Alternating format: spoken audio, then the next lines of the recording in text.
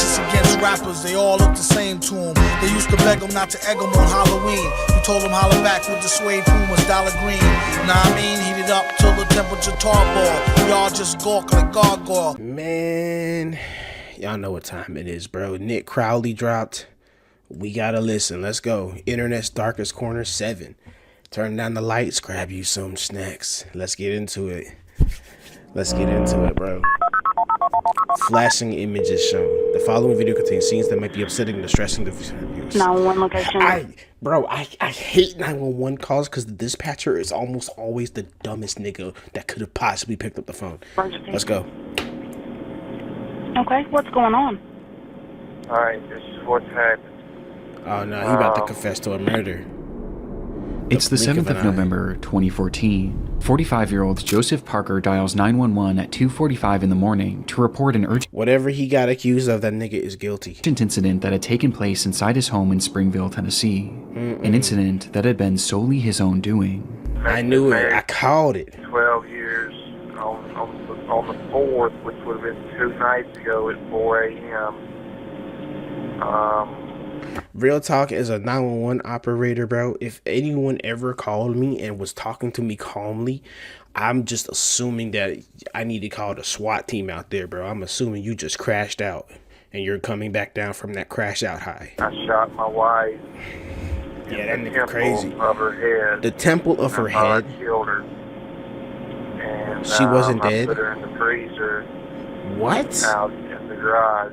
It happened on him and his wife Samantha's 12th wedding anniversary, a day that should have been a celebration, but instead had somehow ended in Joseph shooting Samantha at point-blank range. And you put her in the freezer? Let's not skip over that part. You put her in the freezer? For what? Real talk, bro. Yo, whatever, bro. However, this, you know what? Let's give the 911 operator this time a pass. She hasn't even said another word. She's probably just been in shock. Before proceeding to put her body inside their garage freezer. An awful crime. That little thing? That Joseph was now confessing to a 911 operator.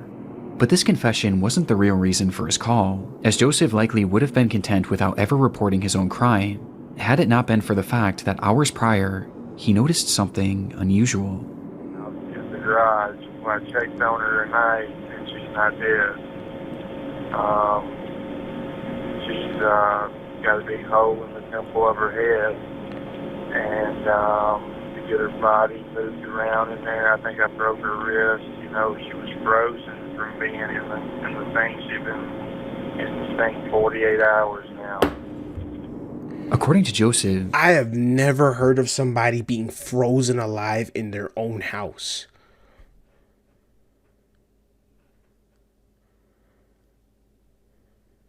Yo, Nick, you came out this motherfucker swinging, bro. He shot her in the head, then he accidentally froze her alive.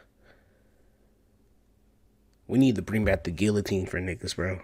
Samantha was still alive, despite having a large hole in her head and spending so long in their freezer that she was seemingly frozen solid. When he checked on her that morning, he realized that she wasn't actually dead. She is literally superhuman, bro. And was even still conscious. What? The scenario Joseph was describing should have been impossible, with it being so outlandish that Joseph felt the need to tell the operator that this wasn't a prank. This is no prank call. I need somebody to get out there and help her out. But I promise you this is a legit call, and I need somebody to get out there and help her. And lock you up with it. I still love her. Now, shut up.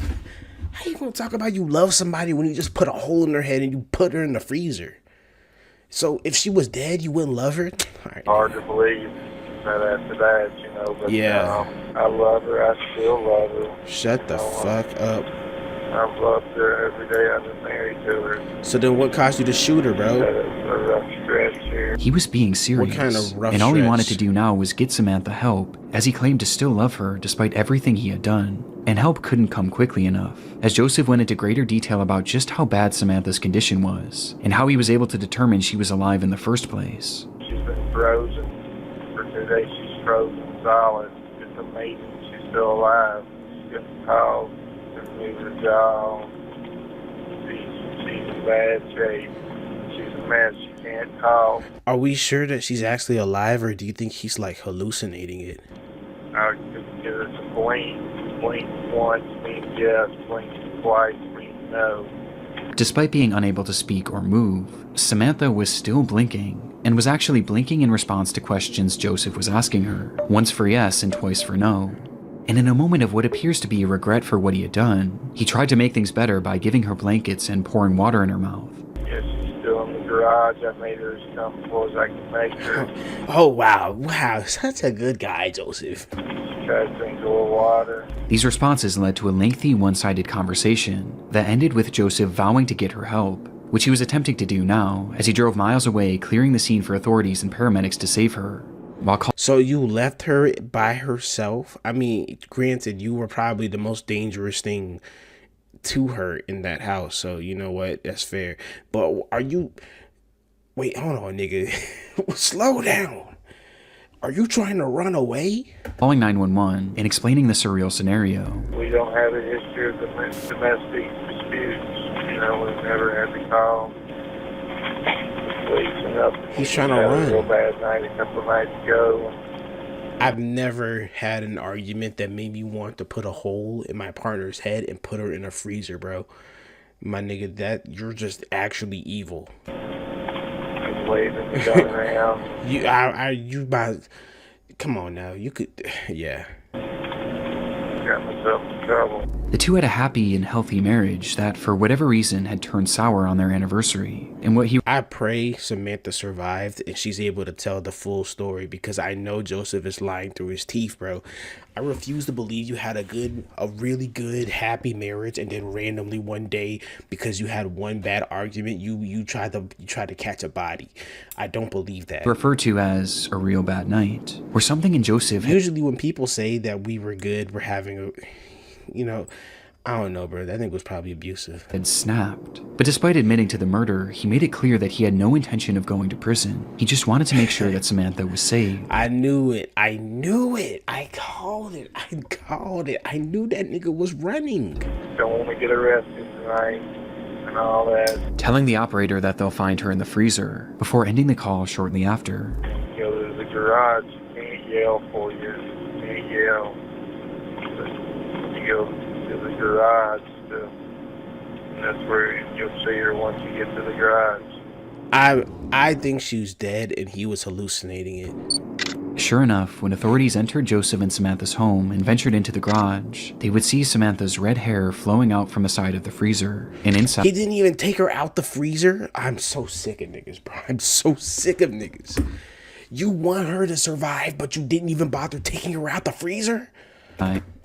They would find Samantha herself, frozen completely solid with a gunshot wound to her head, in the same exact manner that Joseph had described. There's no way she's alive. But other than this, it was clear that Joseph's retelling of events was flawed, to say the least, as Samantha hadn't just been placed inside the freezer, she had been jammed inside of it, as if he was desperate to get her to fit inside, so much so that he actually sawed off her left leg, along with making a series of other cuts to her body to get her to fit.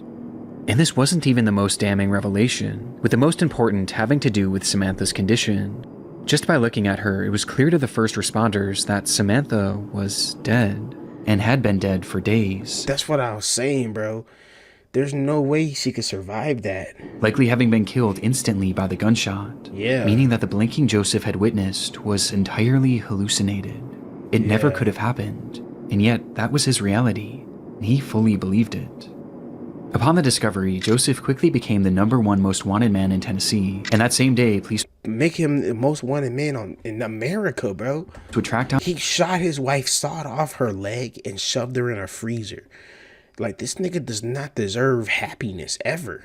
And again, on his vehicle as he appeared to have been trying to flee the state, but the officers got to him first, pulling him over and then surrounding his vehicle, drawing their guns and preparing for anything. Whoop his ass. But just as Joseph had said on the phone, he had no interest in going to jail. Don't tell me he gets into and that a was something he shootout. was dead serious about. Don't be a pussy, bro. He's finna be a pussy and shoot himself. When officers finally got his car door opened, they would find Joseph Parker in the driver's seat, dead from a self-inflicted gunshot wound to That's how he is a bitch. the head. His death made it impossible to fully confirm why he had taken Samantha's life that night, but reports seemed to indicate that he had recently lost his job, and the couple was experiencing financial hardships, putting their home in danger of foreclosure, with this perhaps being the reason the two were arguing. So maybe he had a mental break, but either way though, dude, that's still like fucking... I hate it when people commit heinous crimes and then when they're about to get caught, they kill themselves. Because you had no problem being well and alive, fleeing, probably had a whole plan mapped out of how you was going to live your life afterwards. The minute you thought you was going to face your consequences, that now suddenly you want to kill yourself, brother. Like, come on. Like with the school shooter niggas, bro. You know what I'm saying? So you had no problem using your free will to just kill all these people, walk around thinking like you big and badass and stuff. The moment that you thought you were about to get caught up, you took your own life. You're a bitch.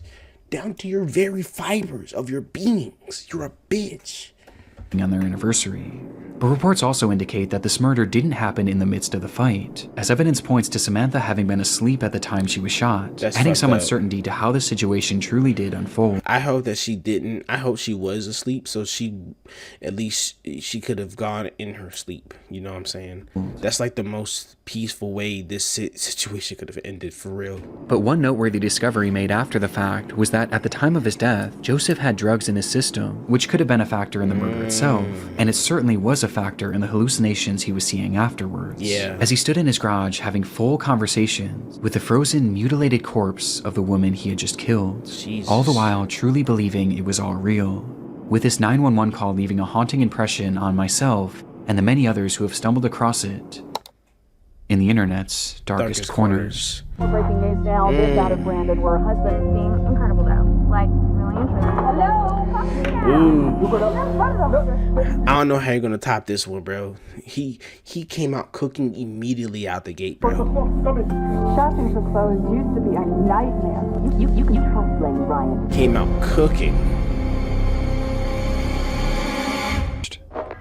Well, considering that you're online watching this video right now, there's a good chance that you are. Your internet provider We watched the ads. can see and log everything you do online. And not only are they watching what you browse, but here in the US, ISPs can legally collect and sell all of your browsing history, which often falls into the hands of advertisers and data brokers. It's an invasion of privacy for everyone, but it especially hits home for me. If you're familiar with my content, then you know I've had to make some very questionable Google searches in the name of research. Let's just say my search history could raise a few eyebrows. And that's part of the reason why I take my online privacy so seriously. When your personal information can so easily fall into the wrong hands, protecting yourself matters. That's why I always recommend using a VPN to keep your data and your peace of mind safe. And today's video is sponsored by one of the best, ExpressVPN. With a click of a single button, ExpressVPN encrypts and reroutes 100% of your network traffic through secure servers, meaning ISPs can't log your activity, leaving nothing to sell to advertisers and data brokers. On top of this, ExpressVPN utilizes their trusted server technology, which makes it physically impossible for them to store any customer logs. It's just a safer, more secure way to use the internet, at a time when our privacy has never been more at risk. Find out how you can get up to 4 extra months by scanning the QR code on screen, clicking the link in the description box below,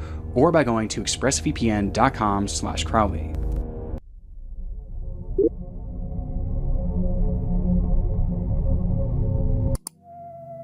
Jennifer Sheffield's life was largely encapsulated by the posts she made on social media.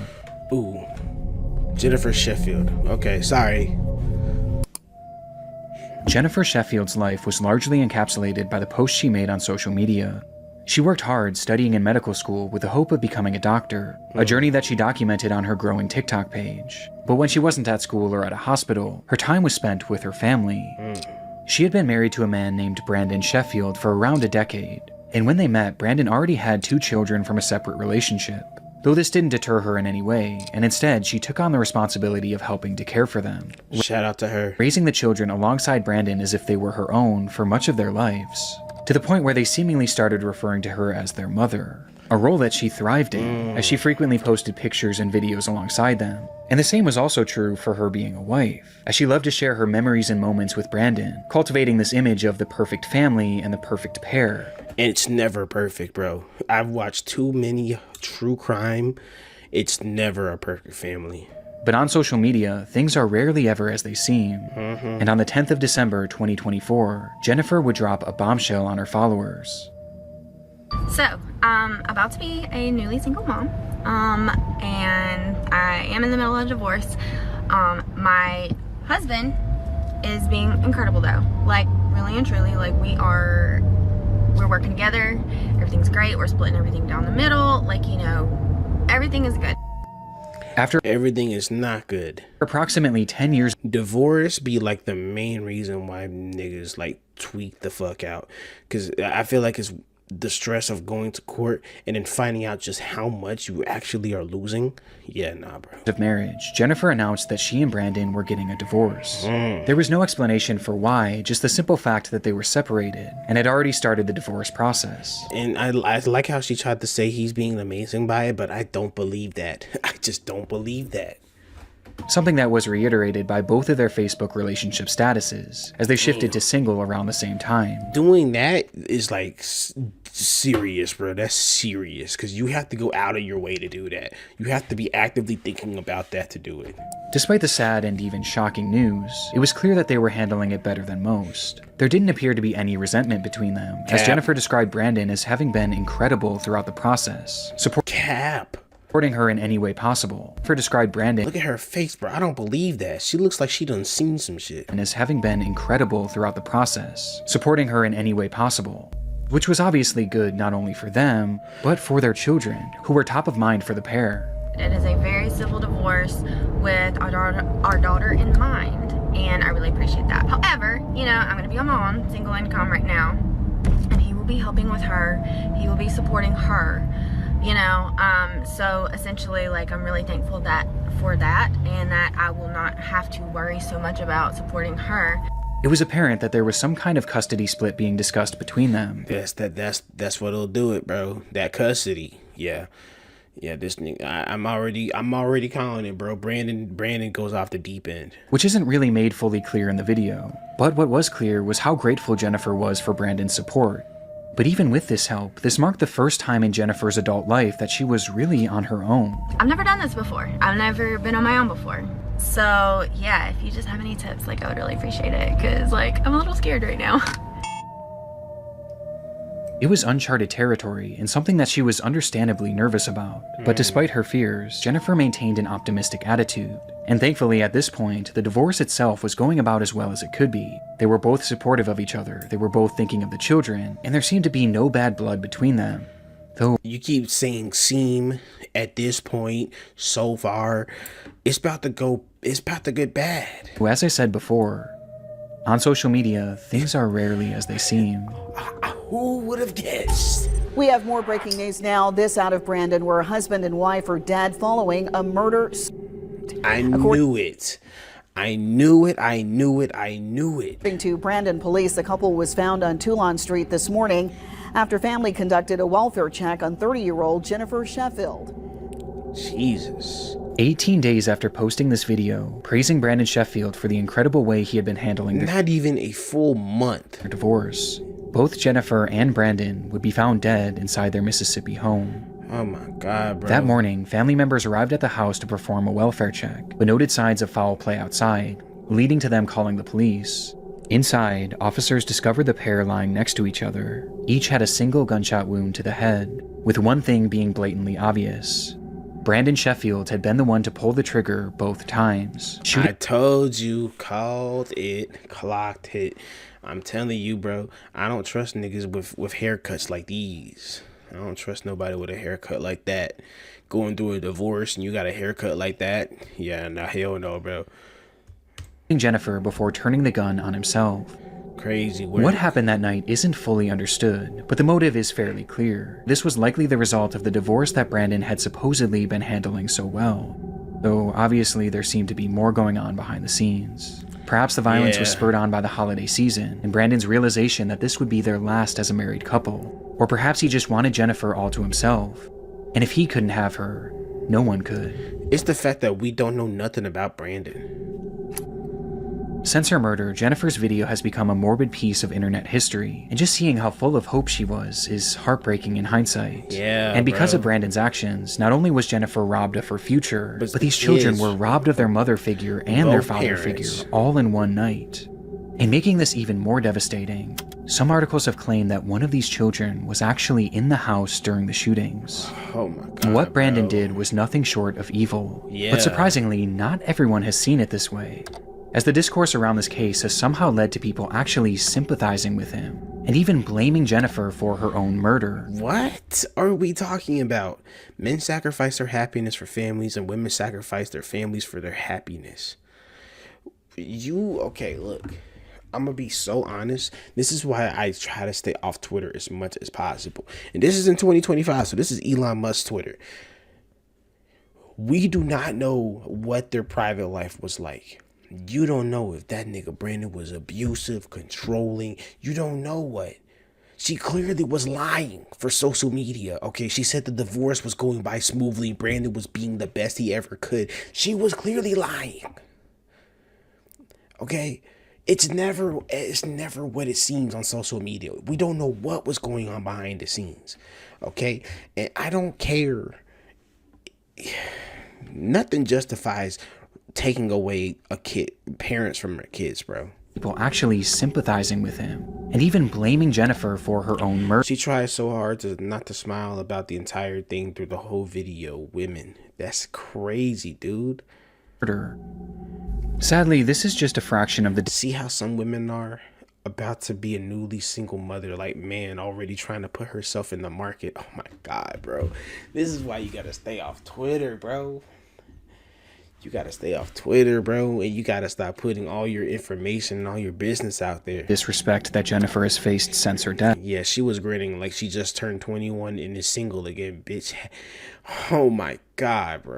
As there have been numerous other online controversies surrounding her and her family. Though for the sake of this video, I don't want these to distract from the very real story and the Okay, she got other controversies. Okay, so she just got prolific haters too. very real victim at its core. A young woman who will now never get to experience the future that she was so hopeful for. I had this feeling this morning for some reason to tell you that it's gonna be okay. You still have a purpose. You've got to keep pushing.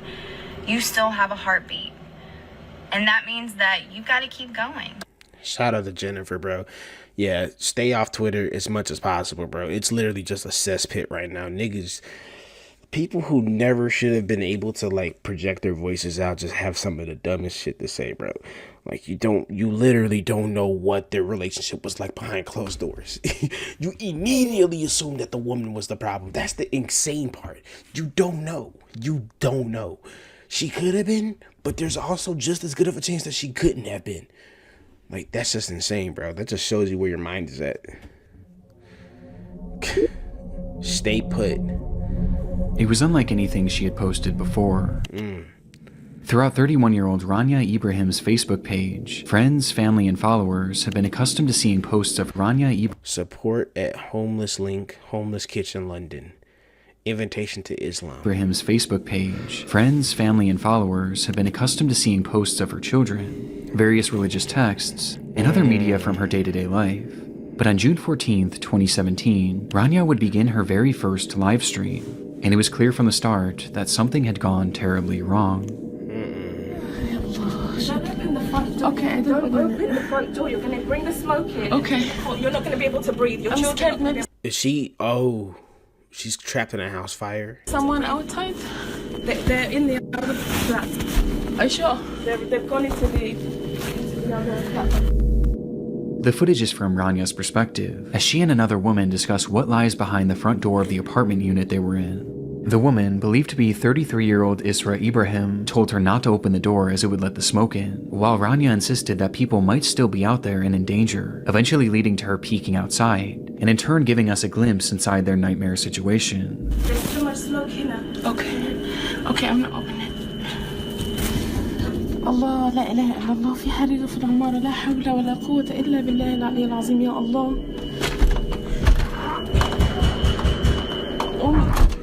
Oh, someone's banging on the fucking door. Somebody is trapped. Holy shit, no, bro. Dude. To open the door and immediately hear somebody banging for help. The door opens for just a split second, revealing a thick layer of black smoke, the loud ringing of fire alarms, and someone pounding on a door. Rania eventually calls out to whoever was knocking outside, beckoning them towards her. So are they the ones that are trapped? So if they're in an apartment unit, the rest of the apartment is on fire, and their room just hasn't caught fire yet, or I think that's what's going on. Hello? Come. Quick.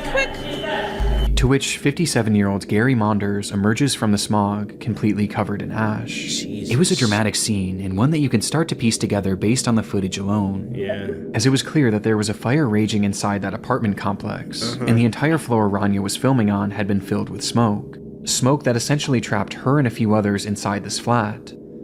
Given the sheer amount of smoke in that hallway, it was obvious why the others in the room insisted on keeping that door closed. Aren't you supposed to stay low to the ground when there's a lot of smoke so you can try to get that layer of oxygen? That's what I'm pretty sure. But that looks like it's so much smoke, it looks like it doesn't matter where you sit. Dude, I would have an asthma attack immediately, bro. No way, dude. But Rania continued to hit back on this, as she didn't want anyone to be stuck out there alone. Habibi, you're gonna... No, because the smoke is coming. But the people outside. Yeah, let them... Hello? Close the door. Hello? Okay, I'm going out. Hello? They're gonna lock her out. They're gonna lock her out of the room and let her die in the smoke. Oh my God, no way, bro. Oh my God, I closed it. Before eventually conceding and closing the door for good. It was obvious that the situation was dire, but just how dire wasn't revealed until Rania made her way over to the window. Okay, I'm not going, okay. العمارة ولعت من تحت. Damn, they are so high up. لا إله إلا الله. What the fuck? They were 23 stories in the air, in the Jesus. highest floor of the Grenfell Tower, located in North Kensington, London, England, where Rania and hundreds of others lived. And now, somewhere in that high-rise, was a growing fire. You will never catch me willingly staying on the top floor of an apartment building, bro. I don't care, dude. Look, bro, third floor max. I need to be able to bust out that window and survive the fall, bro. 23rd floor? 23rd? You are out your fucking mind, dude. العمارة كلها ولعت من فوق لتحت. احنا في اخر دور هو اللي لسه ما ولعش يا ربنا يستر ان شاء الله.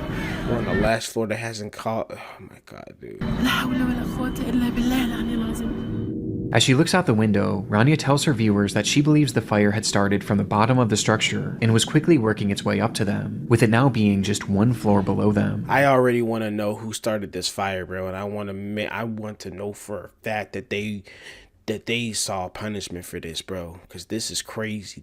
They about to get burnt alive.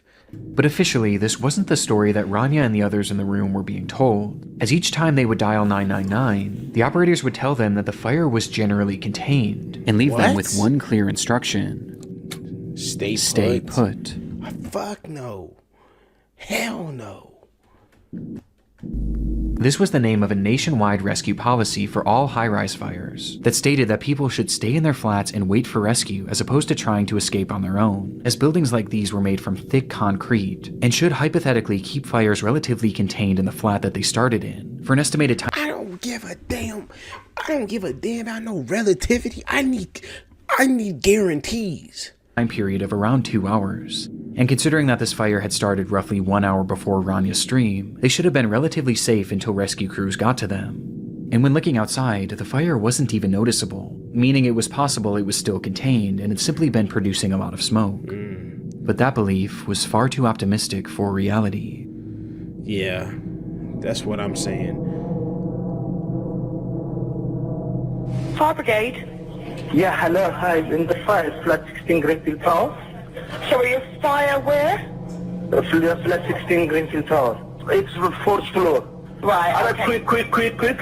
They're on their way burning. already. They're burning?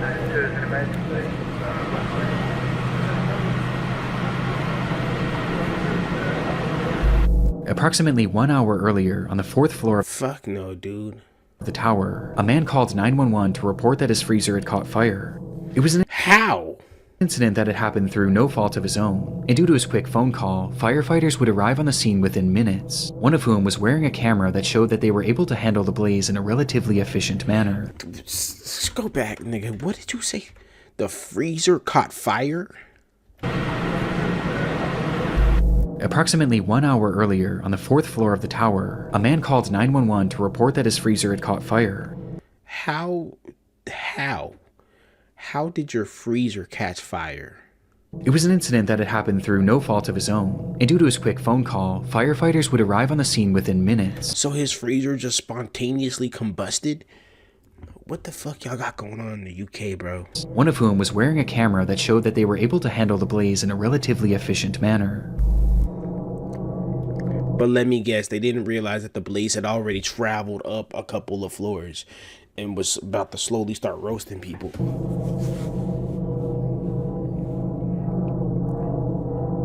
With the camera using thermal imaging and heat sensors to assure that the fire was fully out. The camera scans around, showing a few items strewn about that were still at relatively high temperatures. But other than that, the room was completely clear, and it seemed as though the fire was out for good, until the camera panned to the window.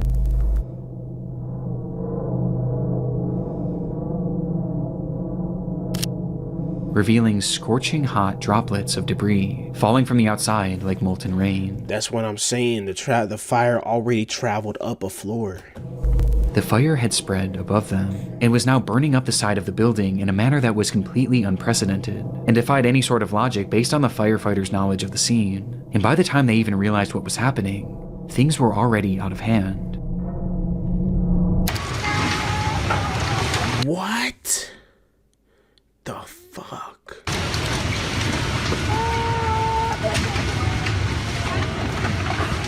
Yeah, hell no. Miss me with that high rise. Nothing, bro. I don't give a damn. And the 911 and the operator is telling them to stay put. Oh my god. I mean, but realistically, what are you supposed to do in this situation? You feel me? Because you saw how thick that smoke was, and it's not like you can quickly rush down 23 flights of stairs in the fire escape. Maybe can you even deploy a safety net like for them to jump into? I wouldn't jump into that shit, bro. Fuck no.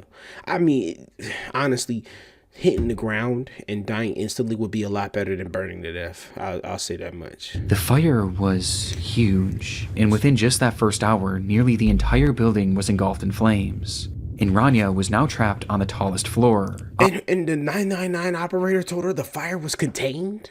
Opposite to where the fire was raging. Oh. And she wasn't alone. Not only were there over 100 people left in the building at this time, but 2 of them were Rania's own children. 4-year-old Fethia and 3-year-old Tanya, who were stuck in the same flat as their mother and several others. With desperation mounting, some of the others called out the window for help. We're stuck on the 23rd floor! Hello! مكان في لندن فين؟ There's too many people stuck upstairs! Until the stream went dark roughly 6 minutes later. Close these windows because the smoke can go to the...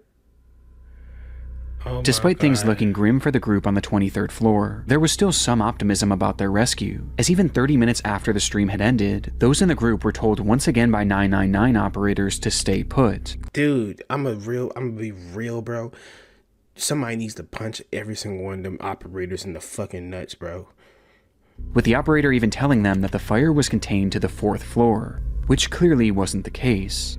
Yeah, somebody needs, not only do they need to get fired, they need to actually go to prison, bro. Because this is crazy. How you gonna tell that? It's like literally the devil himself is grasping the entire building and you're saying the fire was contained. Rania's sister later them niggas are literally in Dante's Inferno right now. Spoke to the media about a phone call that they had shared around the same time, where she begged Rania to try and leave, recalling, she did not. She respected and trusted and believed that they are coming to rescue them. That's so fucking crazy, bro. And since she was on the opposite side of the building that was burning, there is a chance that she could maybe have gotten out. I mean, it's a lot of smoke. So maybe if you stayed close to the ground, like, but still, dude, 23 flights of steps, bro, is crazy work. And with 2 kids, dude, I don't know, bro. And by this point, there were hundreds of rescuers on the scene, along with multiple helicopters flying around them, which only further kept their faith alive. But tragically, this was all a cruel facade. What? Internally, fire crews were told not to go past the 12th floor shortly after Ranya's stream ended. Why? What? It was just too dangerous. And as for the helicopters, well, those trapped inside would have had no idea that those were actually just police helicopters, merely used for surveillance. These useless ass niggas. They weren't even equipped for rescue, nor were they ever considered to be used for that, as getting too close would have blown more air on the fire and made the blaze even worse, meaning that those helicopters offered them no chance at survival. What the They were fuck? entirely on their own, leading to authorities finally telling them to try and escape by themselves. That's so stupid, bro. But by this You waited until the fire basically engulfed the entire building to tell them to try to get out. point, there was no point. This was 2 hours after the fire had started, and an hour after Ranya's stream. The fire had completely taken over the structure, and inside there was only one single stairway. A stairway that was now impossible to safely traverse for anyone on the higher floors. What dummy decided to put one stairway in a high-rise? Dude. Even attempting it would have been a death sentence. The orders for them to shelter in place had cost them valuable time, and in turn, any chance at leaving while they could. And it was all for a rescue that was now impossible, Dude. leaving them completely trapped. I'm not gonna lie, all those 999 operators that told them to stay put, they need to get charged, bro. Even if it's just manslaughter, bro, you gotta get charged for that. That's so dangerous. That is straight misinformation. You cost all those people their lives because you told them that the fire was contained to the 4th floor. Forget the stay put thing. That might just be protocol, but you told them the fire was contained and it wasn't. That's the craziest part. Anya, Fethia, Hanya, and everyone else shown in this livestream would perish in what we now know today as the Grenfell Tower Fire, a fire that claimed the lives of 72 people, and one of the worst fire tragedies in Europe's history. And while we've covered many large-scale tragedies on this channel before, few have been more preventable than this one. Yeah. The Grenfell Tower was built back in 1974, and around the 2010s, its concrete exterior was beginning to look outdated in an area that was experiencing a wave of modernization. The neighborhood was becoming trendier and wealthier, and the tower was becoming an eyesore to some. And so the decision was made by the Kensington and Chelsea Tenant Management Organization, along with the Royal Borough of Kensington and Chelsea, to refurbish Don't besmirch Chelsea's name with this. the exterior by adding new siding known as cladding to give it a more modern appeal. It was purely aesthetic, but its effects were horrific. The cladding was created by a company called Arconic, which had tested it numerous times to see how it held up to fire, and the results were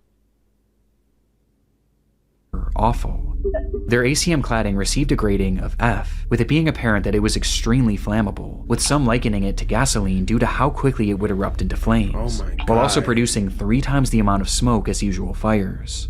But despite having these test scores and even acknowledging their failure in multiple emails sent throughout the company, notoriously following up their F score with the line, "Oops," they not only What? refused to fix the problem, but they also kept selling it, with one of their clients being the group working on the Grenfell Tower refurbishment. And it wasn't even a secret either. Those in charge of the project wanted it done as cheaply as possible, and this ACM cladding was as cheap as it got, and so they chose it despite knowing the fire risk. And worst of all, they had the opportunity to buy a version of this It doesn't even look that good. product that was actually flame retardant, but they opted for the cheaper, more dangerous product, which in the end only saved them about £5,000, or roughly $6,500 USD. Oh my fucking God. The CEO, everybody in that pyramid from the top all the way to about the 5th layer, life in prison. Arconic knowingly sold this flammable product. The companies working on the Grenfell Tower refurbishment knowingly bought the flammable product. And in the end, it all resulted in a disaster that they all should have seen coming. And when you couple this with the flawed orders to shelter in place, and the fact that there was only one stairwell, it was a recipe for disaster. It didn't even look that good. That's the craziest part. This was always going to happen. This was a failure on so many levels for so many parties, and it all traces back to greed and the value of money over the lives of innocent people like Rania and her children. For real. Despite the fire starting 8 years ago, justice has yet to be served, as investigations That's crazy. Nah, somebody's getting paid off, bro. are still ongoing to this day, leading to an agonizing Ain't nobody is it's not the getting investigated, bro. People are getting paid off, bro. wait for all those who lost loved ones in the blaze, with the trials themselves not expected to start for another full year. Jesus. The policy of stay put remains in effect to this day, though it has been slightly altered since the fire.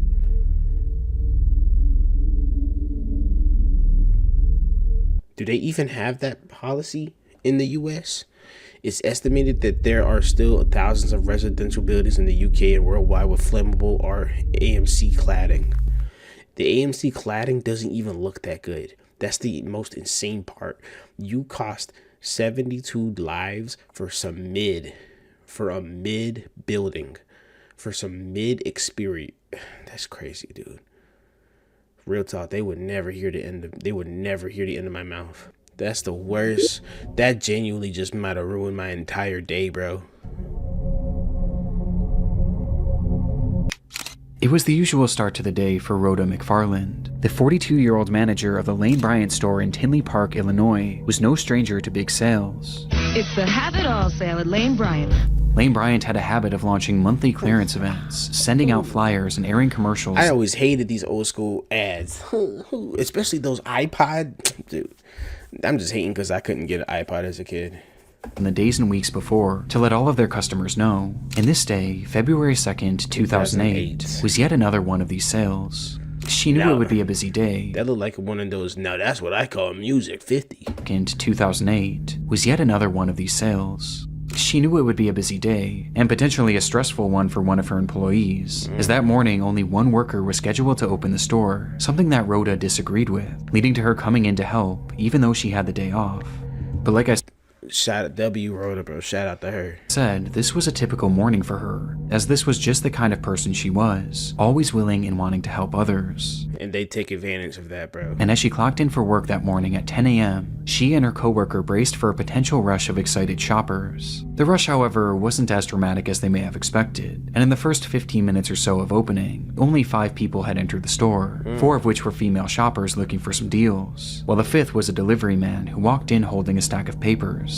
The man approached them and made casual conversation, but after a few minutes had passed, he kind of just lingered around, never actually delivering anything, which Rhoda found strange, especially considering Hell no, bro. I get the strap. that it was Saturday, a day that they typically didn't Don't go receive deliveries. packages. Yeah, hell no, bro. No, bro.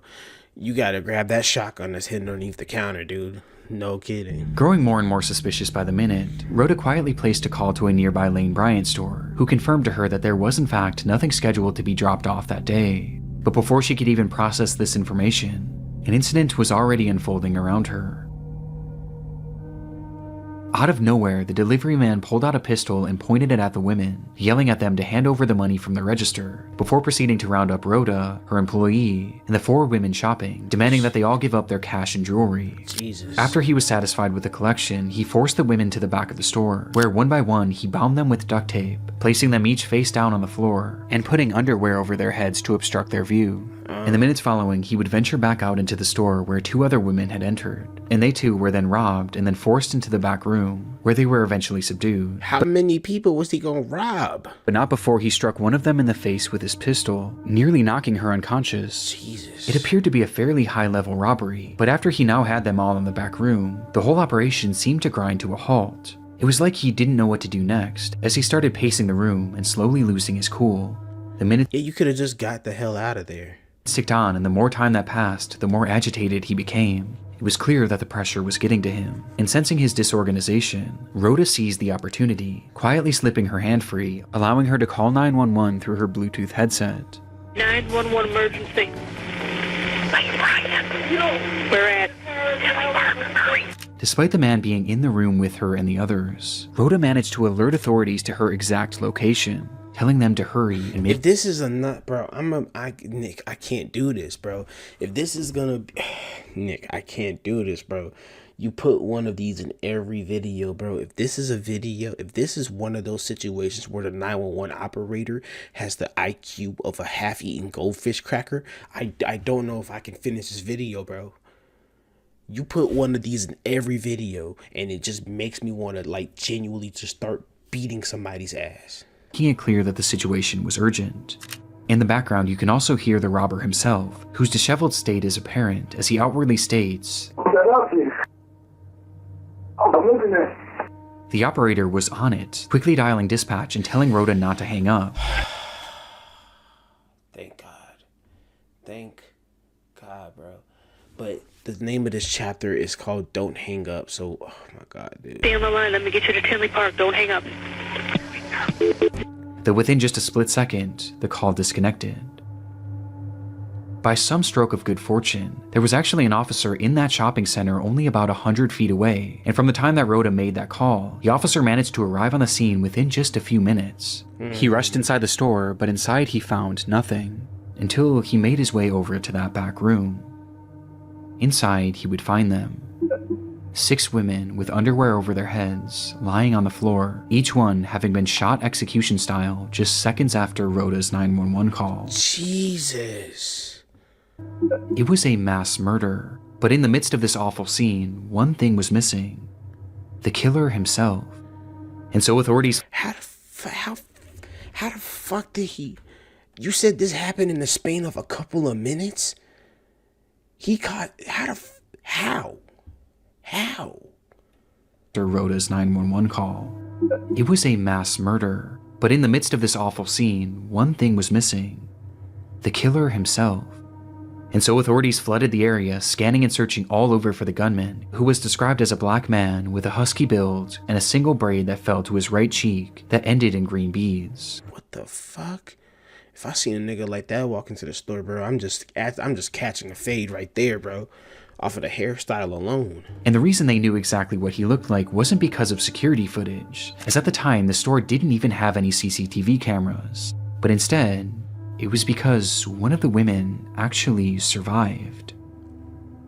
When the man began his executions, he moved his way over to the employee that Rhoda came in to help, and when he fired his gun, she moved at just the right moment, causing the bullet to graze her neck, to which she proceeded to then play dead so that the man wouldn't notice.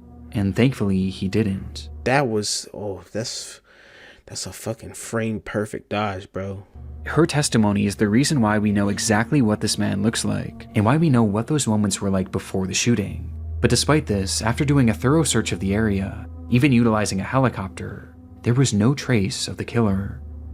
CCTV footage from a neighboring store showed that just before Rhoda made that call to 911, 2 large SUVs pulled up in front of the building right after the shooting likely occurred. It's believed that both of these SUVs were involved in some way, with one potentially being a lookout and the other likely being the getaway car. Are we being dead ass right now? Are you saying this man got away with 5 bodies? Explaining how he would have gotten away so quickly. Not to mention that the store was located right near the entrance of an interstate, which could have taken them out of the state extremely quickly. That was 18 years ago, and today neither the shooter nor the drivers have ever been identified. What the fuck? Marking a rare instance in which a mass shooting in America went unsolved, leaving us with so many unanswered questions to this day, with one of the biggest being the motive. Police have labeled this as a robbery gone wrong, which does seem to be the case, but why Lane Bryant? And why come in the morning when there was next to no cash in the register? I mean, in total, the killer only made off with about $200, and that's including the cash he stole from the women. One of the main... Oh my God, bro.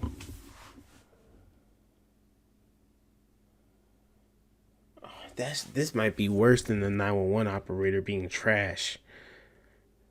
Theories today is that the killer had planned on taking customers hostage as they entered the store, but perhaps he grew frustrated at the lack of customers that day, until he eventually noticed that Rhoda was making a 911 call, which caused him to panic and start shooting. But what I can believe that always gets me about this is that he never covered his face at any point, which makes me wonder if he was planning on killing these women all along. Though if that's true, how could this ever have been worth it? Due to just how bizarre this whole situation is, some have posed other theories, like perhaps this was someone with a drug addiction who was looking for quick cash to get his next fix, perhaps explaining his rapidly deteriorating behavior, or even that the suspect was actually a woman who never got caught because police were primarily looking for a male. but it's impossible to know for sure at the moment, and might not ever be known, as despite having survivor testimony, an exact description of this man's face and body, his voice, and even his DNA, which was discovered under one of the victim's fingernails, we still have no idea who this man is. This is honestly pissing me off, bro. Or where he went.